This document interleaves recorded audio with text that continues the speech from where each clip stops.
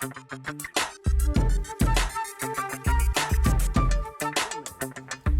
to this edition to Henry Parker Presents the CD Storm Show. Backed by popular demand, we have our distinguished guest that I want to bring on, Brother Jamoul Muhammad. Brother, thank you. Thank you for blessing us again with your presence. Thank you. Thank you for having me. Yes, sir. I'm not going to waste no time. I'm going to get right into it. Brother, how are you doing? Man, I think a lot much. I'm doing very well. Good. Thank you for You're asking. looking great, brother. Thank you. Brother, we have a lot about this the 10,000 fearless peacekeepers out here in all the communities promoting peace. Can you add a little bit to it? Yes. The Honorable Minister Louis Farrakhan asked us during his tour for the 10-10-15, the 20th anniversary of the Million Man March 4 years ago, to organize ourselves in the spirit of the original Million Man March, to go back out into our communities, organize ourselves as men, and to stand in between the gangs and the guns. At that time, he let us know, man, we were fighting a war on two fronts. Yes. We were talking about things such as Tamir Rice, Michael Brown, Sandra Bland, and Trayvon Martin, Yes. and such national cases such as that we had to defend ourselves from, acts of violence and police brutality, and unnecessarily dying at the hands of those that we have been sworn to protect us. And then we're also fighting another war on another front, with the fratricidal homicide inside of our communities, where our young brothers and even some of our young sisters are at war with each other. So he said, we have to organize ourselves to go out and promote peace, and stand in between the gangs and the gun, and then give them, information, opportunities to go another way, because we can't win a war fighting it on two fronts. Yes. And the 10,000 fearless peacekeepers have been going on consecutively for I believe 19 or 20 weeks now. Am I correct? Is it getting up there to them numbers? Maybe a little longer. I mean, the 10,000 Fearless Peacekeepers is not anything new to the city of Boston, but our last surge and iteration of it started, I believe it was last March, with the death, the tragic death of our elder sister, Sister Eleanor Maloney, who was murdered in Mattapan, absolutely. She caught a bullet that was not meant for her, because of a family member, and a skirmish that ensued with a family member and someone else in our community. And the brothers and the sisters at the mosque, Muhammad Mosque number 11 in Boston, decided that this would be something that we needed to reinvigorate with new spirit and new energy in such unfortunate circumstances. But we couldn't sit idly by and let another one of our elders, another one of our sisters, another one of our family members die in vain. Yes. So since then, we've been going in the community every Saturday in a different community with the 10,000 Fearless, spreading peace and asking brothers in particular to join the movement, to get trained in such things as love thyself, and then understanding negotiation techniques, and being able to go out and just share some experiences, whatever positive things that you've adopted in your life, man. Go out and let's share it with the young brothers and the sisters in the community. And the beautiful thing about it is non-denominational. It's anybody from anywhere that's willing to share, a positive word to help our brothers and sisters, go another way. So it's not a Muslim thing or a Christian thing or a Jehovah's Witness thing. It's a community thing. Absolutely, absolutely, Yes. Community thing. Community thing. And I see, and I'm looking at the card here. If the camera could draw up close and show the card here, and I see that the 10,000 Fearless Peacemakers have a Stop the Beef hotline. Absolutely. And that's, yes. Yeah. So we are trained in conflict resolution and conflict mediation. And if there is anyone that knows of anything that we could be helpful with helping to solve, as far as conflict and beef, we've even been, helpful in domestic situations where family members may not necessarily be seeing eye to eye. It's just a way that we can come in and take charge of our community, police ourselves, and then also, bring more of our family together, with the foundation of love in mind, to help our community go a different way. Yes, and the 10,000 fearless people, they're not the police, and we're not trying to be the police. Right. We're just trying to be the intercessors between the gangs and gangs members, and hopefully that you can come to the table and sit down and resolve the problem before one gets shot and the other one's in jail. Right. And I applaud it. Plus, I heard the 10,000 fearless people I was involved in as well was out feeding the hunger. Absolutely. Yeah, I mean, it's just basic needs in our community that is at the bottom of some of our strife, some of our conflict: food, clothing, and shelter. Just basic needs not being met. So yes, we partnered with individuals, Inca Relief, Food for the Soul, restaurant, and other entities such as that to go out and not only just to spread a nice word, but put some action and something tangible behind it. Yes. Free food and vegetables, free cooked meals. The necessities and the intangibles go together. And the 10,000 fearless peacemakers, they're not just a bunch of brothers running around with orange T-shirts. They are trained. Absolutely.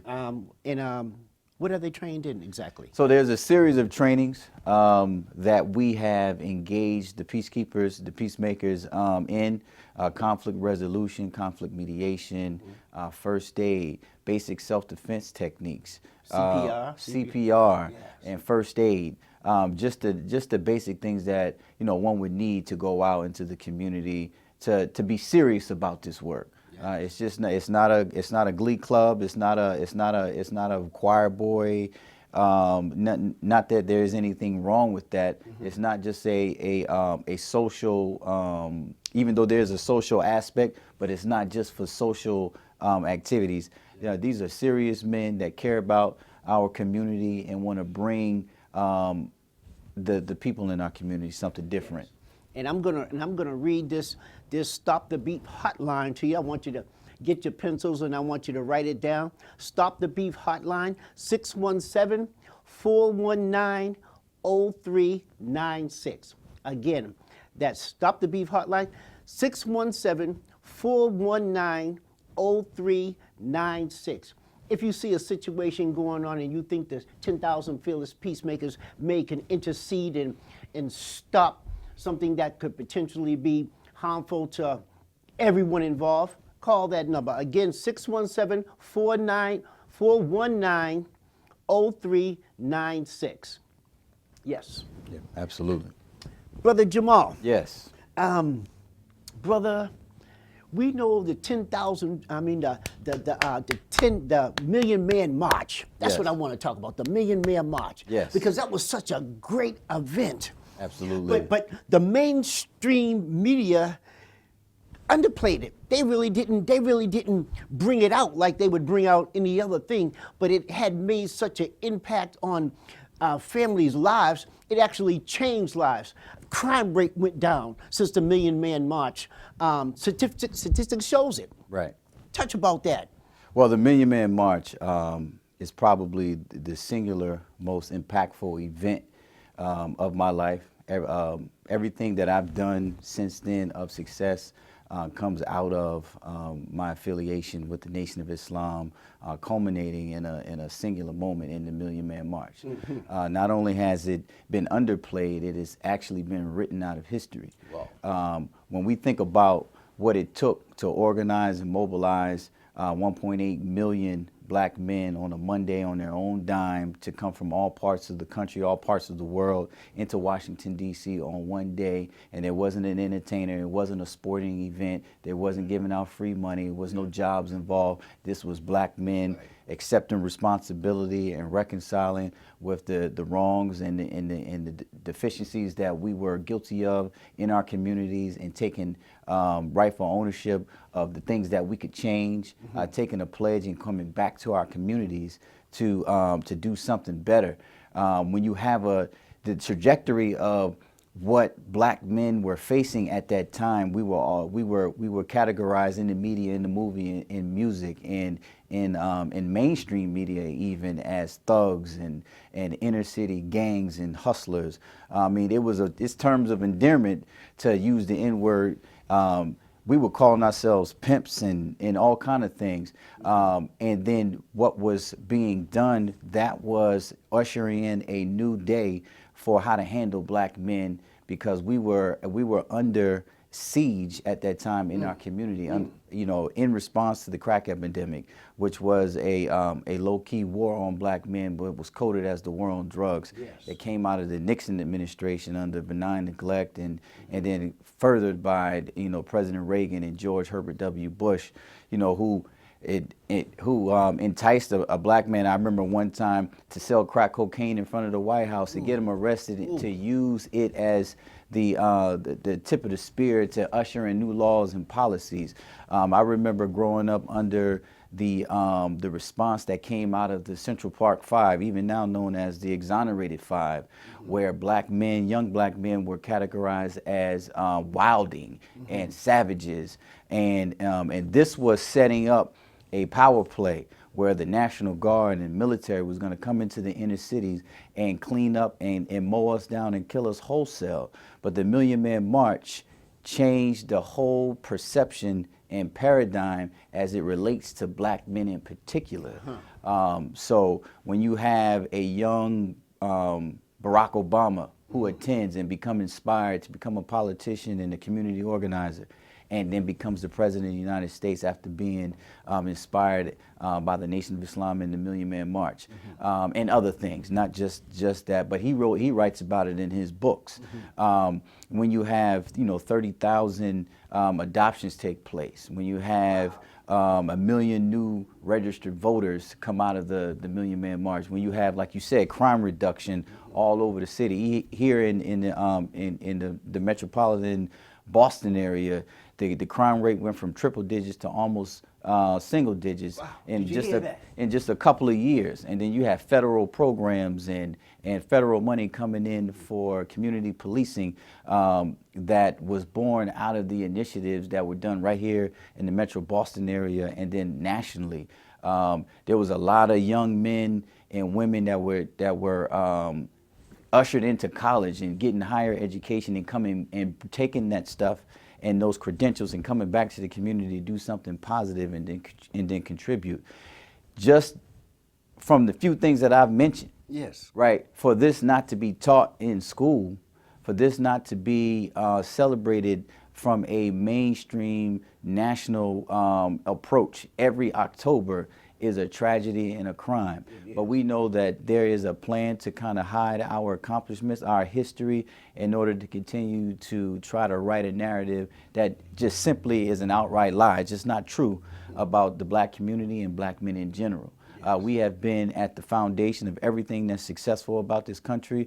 We have been at the foundation of everything that has been sacrificial to give this country rise, and to write that out of history where we weren't initiated by anything else other than atonement, responsibility, and reconciliation is just a tragedy. So I'm just a witness bearer because I was there, and we wouldn't be having this conversation if I hadn't attended the Million Man March. And I heard that the Honorable Minister Louis Farrakhan, he called for 1 million men, but statistics show it was almost 2 million men showed up, and we're not even talking about on the sides. We're just talking about in the mainstream. Right. So I could say with confidence that it was more than 2 million men at this, and it was so clean. After they left, the city cleanup crew practically had nothing to do. Absolutely, the mall was spotless. We left the mall as clean, if not cleaner, than we found it. The Honorable Minister Louis Farrakhan's call for men, drew a crowd, like we said, of 1.8 million, but 85% of them were Christian. So it was a non-denominational movement. Yes. And then there were strides to separate the message from the messenger. The Honorable Minister Louis Farrakhan allowed everybody who was anybody in the black community that got to Washington, D.C. that day to get in front of black men to say an encouraging word. The Honorable Minister Louis Farrakhan, see, the Million Man March just didn't happen in a vacuum. Yes. That was the, what I said earlier was the context that we was under. But while a lot of our leadership, a lot of our politicians, a lot of our clergymen, a lot of our more astute individuals in our community, while they were chasing, photo ops and paychecks and the next grant, the Honorable Minister Louis Farrakhan was crisscrossing this country working. And it went from the Stop the Killing tour in the late 80s into the early 90s into the all men's movement. He specifically took a personal interest in the plight of black men in particular and the black family in general, based on his instructions from the Most Honorable Elijah Muhammad to go after our people. And they tried to label him a hater, but a hater can't draw a crowd that large over a prolonged period of time that it took to pull that off if there was hate and malice in his heart for the people that he was representing and looking to target, or the people that he says is in opposition to us. That was all about the putting back together and the saving of lives. My life, our lives, many people's lives were saved. We didn't know the track that we were on until after the Million Man March and the results of positive accomplishments, and the fact that I'm sitting here with you right now. My life was literally saved, during that time period, because statistics would show, and the trajectory of how black men were treated and the perception of black men, not just in this country but worldwide, was changed that day. And that's what has to be celebrated. That history has to be told, and that history has to be researched and understood, because you can't redo the context that produced the Million Man March.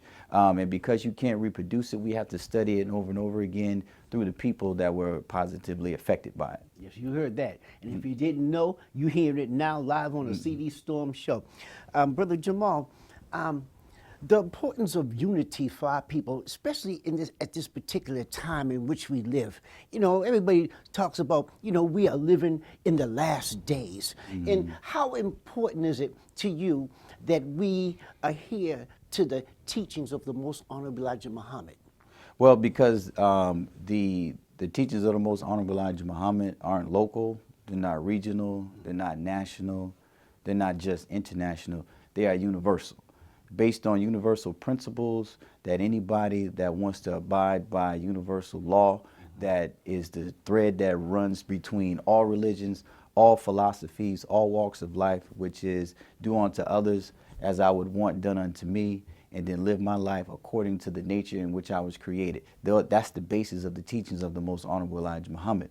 So with that being the basis, unity is a natural and organic output from those teachings. So to try to do and abide by those teachings and then not be unified with those of similar mindset, of like-minded approach, and then those that have the same thought in mind, especially for the liberation and the freedom of black people in this country. Yes. Unity is the requisite thing. It is the only thing that will make those things successful. Yes. And the Million Man March is an excellent example of that. Yes. Now you are a Muslim, but do you believe in Jesus? Absolutely, absolutely. I believe in Jesus. I grew up in the church, and when I became a Muslim, I didn't leave Jesus. I found him in the mosque when I went to the mosque as well. All Muslims love Jesus. There's a surah in the Holy Quran named after his mother. And Jesus' name is mentioned more times in the Holy Quran than the Prophet Muhammad, peace and blessings be upon him.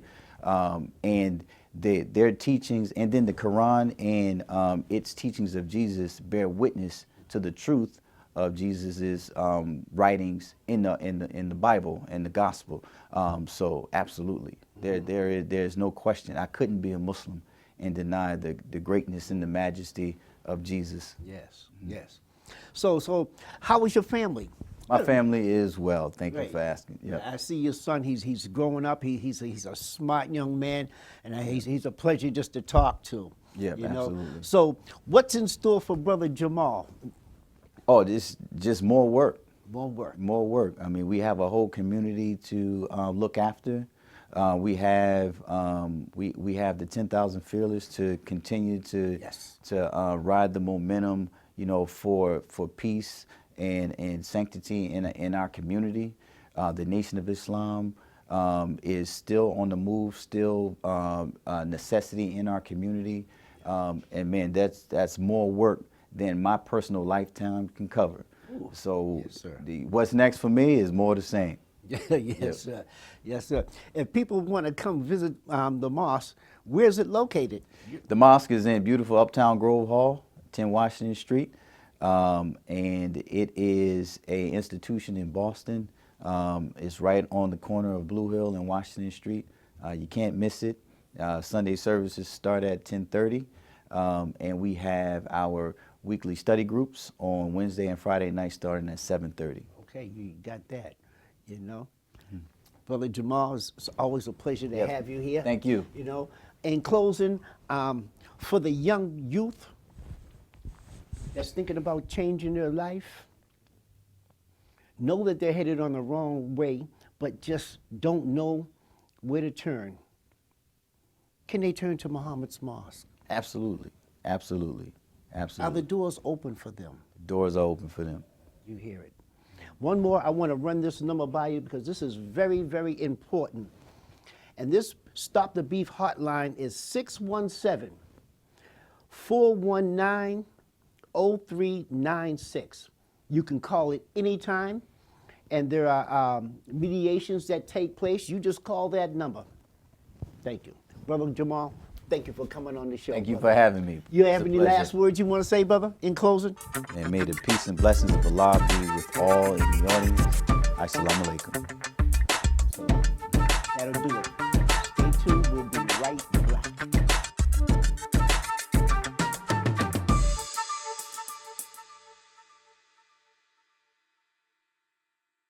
We put a black man in the White House and you're treating him like a dog. You call him a nigger. You say he's a Hitler. You say he's A liar from the well of Congress. yeah. So, you know, he knows now that he's nothing to them but a nigger in the White House that they intend to get out. Pardon me for saying it like that, but y'all know I'm telling the truth. What's wrong with most of you black people? You can't say it even though you think it. So I have to say it for you because God has raised me for that purpose. Yes, brother, I respect the flag and I'm not going out here to kill white people, but listen to what I said. I said, if, hypothetical, the federal government will not intercede on our behalf to give us justice, then we're going to have to rise up and kill those who kill us.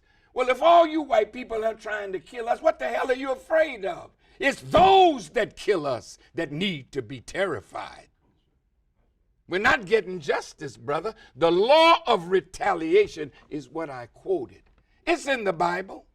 It's in the Quran. It is a prescription from God to ease the breast of those who are slain, and the parents and loved ones that have to live after their babies are killed. And nobody goes to court. Nobody has ever gone to prison for what they've done to us. So yeah, I'm bringing 10,000 into the hood.